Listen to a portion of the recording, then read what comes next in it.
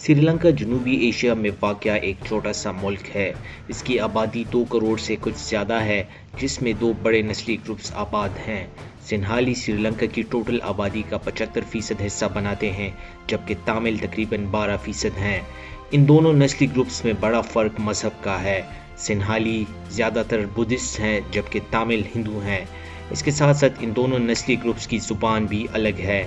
یہی ڈفرینسز سری لنکا میں تامل بغاوت کی صورت میں سامنے آئیں۔ پاکستان اور بھارت کی طرح سری لنکا پر بھی انگریزوں کا قبضہ تھا۔ پاکستان اور بھارت کی آزادی کے 1 سال بعد یعنی 1948 میں سری لنکا نے بھی انگریزوں سے اپنی آزادی لے لی، اور یہیں سے تامل اور نان تامل کے بیچ اختلافات بھی شروع ہو گئے۔ برٹش راج سے آزادی کے بعد چونکہ سنہالی اب تامل سے کئی گنا زیادہ تھے، لہٰذا تمام بڑے حکومتی عہدوں پر سنہالی لوگوں کا قبضہ ہو گیا۔ اعلیٰ حکومتی عہدوں پر قبضے کے بعد سنہالی سری لنکنز نے ایسی قانون سازی کی جس کے بعد تامل مائنورٹی کی حکومتی عہدوں تک رسائی بہت ہی مشکل ہو گئی۔ 1956 میں پاس ہونے والے سنہالا اونلی ایکٹ اسی کی ایک مثال ہے۔ اس ایکٹ میں صرف سنہالا زبان کو سری لنکا کی سرکاری زبان بنایا گیا۔ تامل لوگ چونکہ صرف تامل زبان ہی بولتے تھے، لہٰذا اس ایکٹ سے ان کی حکومتی ایوانوں تک رسائی تقریباً ناممکن ہو گئی۔ سری لنکن حکومت نے اسٹینڈرڈائزیشن کے نام سے ایک اور اینٹی تامل پالیسی بھی متعارف کرائی۔ اس پالیسی کے تحت یونیورسٹی میں اعلیٰ تعلیم میں داخلے کے لیے تامل اسٹوڈنٹس کو سنہالی اسٹوڈنٹس سے زیادہ نمبر لینے تھے۔ حکومت کی اس پالیسی نے تامل لوگوں کے لیے یونیورسٹیز میں داخلہ لینا بہت ہی مشکل بنا دیا۔ اس کا تامل لوگوں کو نقصان یہ ہوا کہ ہر جگہ اب سنہالی آ کے بیٹھ گئے۔ اگرچہ سری لنکن حکومت یہ کہتی تھی کہ اسٹینڈرڈائزیشن پالیسی کا مقصد سنہالی لوگوں کو تعلیم کے لحاظ سے تامل پاپولیشن کے برابر لانا تھا، لیکن حقیقت میں یہ پالیسیز تامل سری لنکنز کے خلاف ڈسکریمنیشن پر مبنی تھی۔ انہی پالیسیز کی وجہ سے تامل آبادیوں میں سری لنکن حکومت کے خلاف نفرت بڑھ رہی تھی۔ ان ڈسکریمنیٹری پالیسیز کو دیکھتے ہوئے تاملوں نے سری لنکا میں ہی تامل ایلان کے نام سے ایک الگ ملک بنانے کا اعلان کر دیا۔ ان کا ماننا تھا کہ سری لنکا میں تامل اور سنہالیز آبادیاں ملک کے الگ الگ حصوں میں رہتی تھی، لہٰذا اسی وجہ سے تاملوں کو یہ حق ہے کہ وہ تامل میجورٹی علاقوں میں اپنی آبادیوں کے لیے ایک الگ ملک بنائے۔ اسی مقصد کو عملی شکل دینے کے لیے ولوپیلائی پربھاکرن نے 1976 میں لبریشن ٹائگرز آف تامل ایلان کی بنیاد رکھی، جس کو لوگ تامل ٹائگر کے نام سے بھی جانتے ہیں۔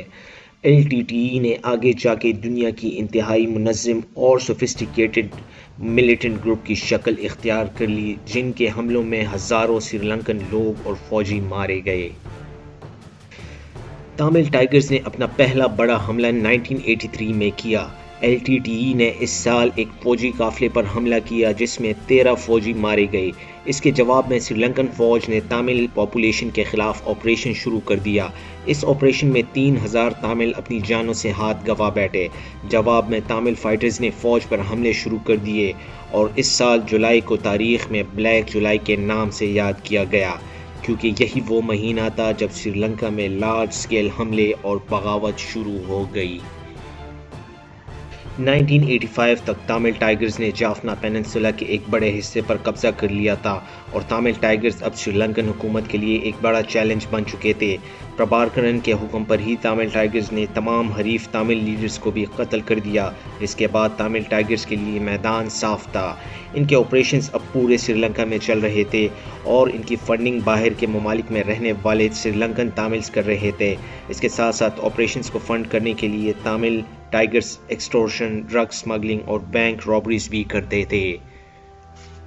1987 تک انڈین فوج سری لنکا میں ایز پیس کیپنگ فورس کام کر رہی تھی، لیکن 1990 میں بھارت نے اپنی فوج وہاں سے نکال لی، جس کے بعد تامل ٹائگرز کے حملوں میں کئی گنا زیادہ اضافہ ہو گیا۔ اب ان کی آپریشنل کیپیبلٹی بھارت تک بھی پہنچ چکی تھی، اور 1991 میں ایک تامل خودکش بمبار نے انڈین ریاست تامل ناڈو میں بھارتی وزیر اعظم راجیو گاندھی کو ایک خودکش دھماکے میں مار دیا۔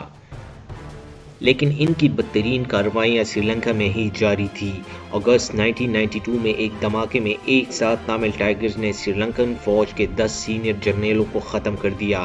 اگلے سال یعنی 1993 میں انہوں نے ایک اور دھماکے میں سری لنکا کے صدر رانا سنگھے پریمداسا کو بھی اڑا دیا۔ اہم سرکاری شخصیات کے علاوہ تامل ٹائیگرز اعلیٰ حکومتی عمارتوں کو بھی نشانہ بناتے رہے اور بینکس، ایئرپورٹس اور بلڈنگ بھی اس دور میں ان سے محفوظ نہیں تھی۔ یہ بھی مانا جاتا ہے کہ جنگوں کے دوران خودکش دھماکوں کی بنیاد تامل ٹائیگرز نے رکھی۔ انہوں نے اس مقصد کے لیے خواتین خودکش بمبار کو تیار کیا۔ خودکش دھماکوں کے لیے استعمال ہونے والے اس گروپ کا نام بلیک ٹائیگرز تھا۔ یہ لوگ کبھی بھی خود کو زندہ گرفتار نہیں ہونے دیتے۔ ان کے گلے میں سائنائڈ کا ایک کیپسول ہوتا۔ جیسے ہی ان کو پتہ چل جاتا کہ اب گرفتاری کے علاوہ کوئی راستہ نہیں بچا، یہ وہ زہریلا کیپسول کھا کے خودکشی کر لیتے۔ امن کے حصول کے لیے سری لنکن حکومت نے ان سے کئی بار مذاکرات کی کوشش بھی کی، لیکن اس کا کوئی خاطر خواہ نتیجہ سامنے نہیں آ سکا۔ دسمبر 2000 میں تامل ٹائیگرز نے یک طرفہ سیز فائر کا اعلان کیا، لیکن یہ امن معاہدہ زیادہ دیر نہ چل سکا اور کچھ ہی مہینوں بعد دوبارہ خوفناک لڑائی شروع ہو گئی، جب سری لنکن حکومت نے مذاکرات کے لیے اپنے ہی تامل وزیر خارجہ کو بھیجا تو تامل سنائپرز نے اسے بھی گولی مار کے ہلاک کر دیا۔ انہی وجوہات کی وجہ سے 2006 میں یورپی یونین اور ایف بی آئی نے LTTE کو دہشت گرد گروپس کی فہرست میں شامل کر لیا۔ 2008 کے آغاز تک حکومت نے تامل ٹائیگرز کے کئی مضبوط علاقوں پر قبضہ کر لیا تھا۔ کلونوچی، جو کہ تامل ٹائیگرز کا کیپٹل تھا، اب سری لنکن فوج کے کنٹرول میں آ چکا تھا۔